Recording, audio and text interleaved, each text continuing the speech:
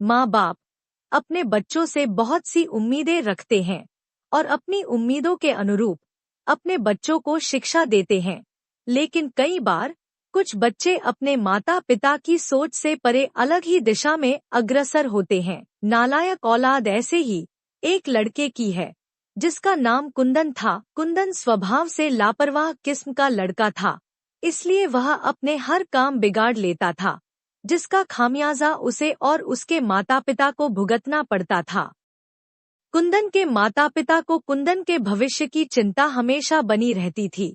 कुंदन ने अपने कॉलेज की पढ़ाई अधूरी ही छोड़ दी थी और सारा दिन आवारागर्दी करते गुजारने लगा था। कुंदन के जीवन का कोई उद्देश्य नहीं था। वह अपने माँ बाप का इकलौता नालायक औलाद था, जिस पर उसके माँ बाप को गर्व नहीं बल्कि शर्म महसूस होती थी।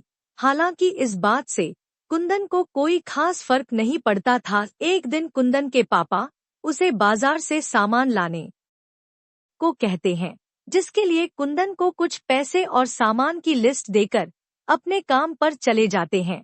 पापा के जाते ही कुंदन अपने दोस्तों के साथ बाजार जाता है और सामान की लिस्ट के अनुसार सब कुछ खरीद लेता है और अपने दोस्तों के साथ सामान का थैला लेकर थिएटर में फिल्म देखने चला जाता है। कुंदन फिल्म में दोस्तों के साथ खूब मस्ती करता है। फिल्म खत्म होने के बाद कुंदन अपने घर वापस आ जाता है।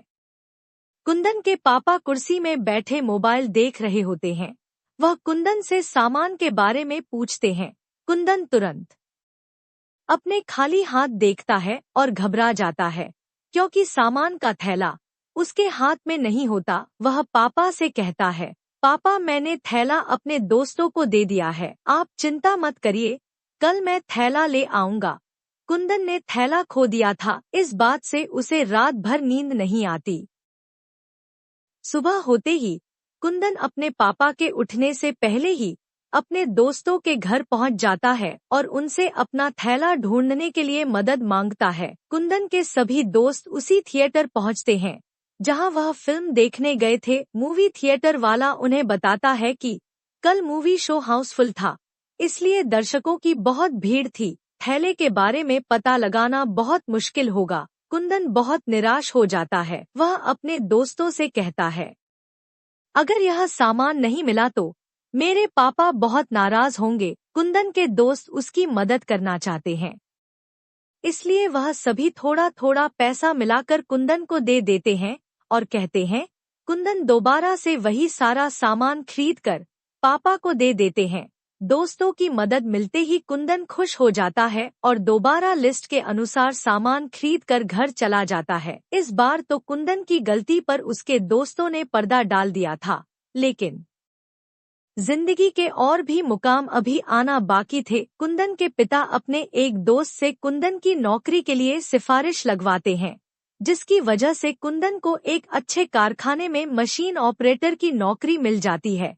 हालांकि कुंदन नौकरी नहीं करना चाहता, लेकिन वह कुछ दिनों तक अपने पापा की खुशी के लिए कारखाने काम पर जाने लगता है। कुंदन को कारखाने में काम करने में कुछ ही दिनों में आलस आने लगता है और वह अपने काम में लापरवाही करना शुरू कर देता है। एक दिन कुंदन की ड्यूटी सुबह 6 बजे से होती है। देर रात तक जागने की वजह से कुंदन की नींद पूरी नहीं हो पाती, इसलिए वह कारखाने पहुंचकर कुर्सी में बैठे बैठे सोने लगता है। उसी समय कुंदन के सुपरवाइजर उसे मशीन का रॉ मटेरियल वेस्टेज चैम्बर खोलने को कहते हैं, जिसे एक बटन दबाकर खोला जाता था। कुंदन नींद में मशीन को चालू करने का बटन दबा देता है, जिसकी वजह से एक मजदूर का हाथ मशीन के बेल्ट में दबकर टूट जाता है। हादसा होते ही फैक्ट्री में अफरा तफरी मच जाती है। मजदूरों का हुजूम मशीन के आसपास उमड़ पड़ता है।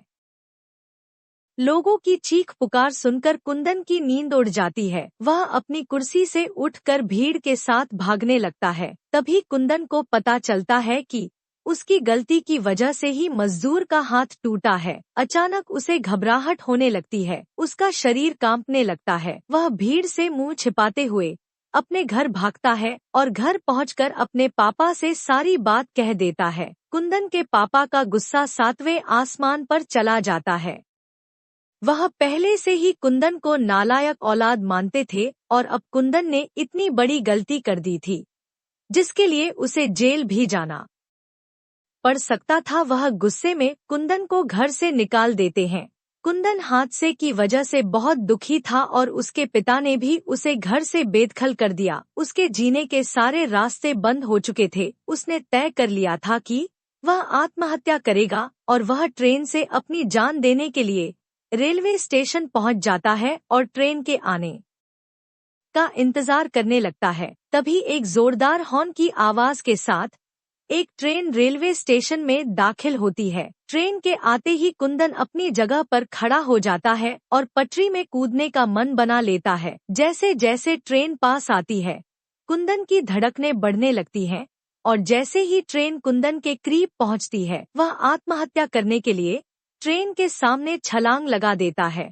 लेकिन उसी वक्त उससे एक आदमी टकराता है जिसके हाथ में एक बड़ा सा बैग होता है। टक्कर की वजह से कुंदन दूर जा गिरता है और उसकी जान जाने से बच जाती है। कुंदन उस यात्री का बैग उठाकर उसको देता है, लेकिन कुंदन को उसके बैग में बहुत ज्यादा भार महसूस होता है और जैसे ही कुंदन बैग की चैन खोलता है, वह चौंक जाता है। बैग के अंदर एक इलेक्ट्रॉनिक टाइमर बम चालू हो चुका था, जिसके समय के अनुसार अगले 10 मिनट में वह बम फटने वाला था। कुंदन बैग लेकर स्टेशन के बाहर भागने लगता है। अचानक वह आदमी भी कुंदन के पीछे भागता है। हड़बड़ाहट में कुंदन का संतुलन बिगड़ जाता है और वह रेलवे प्लेटफॉर्म के फर्श में गिर जाता है। उसी वक्त वह आदमी कुंदन के पीछे भागते हुए उसके पास पहुंच जाता है और अपना बैग उठा लेता है, लेकिन उसकी किस्मत बुरी होती है क्योंकि रेल पुलिस के जवान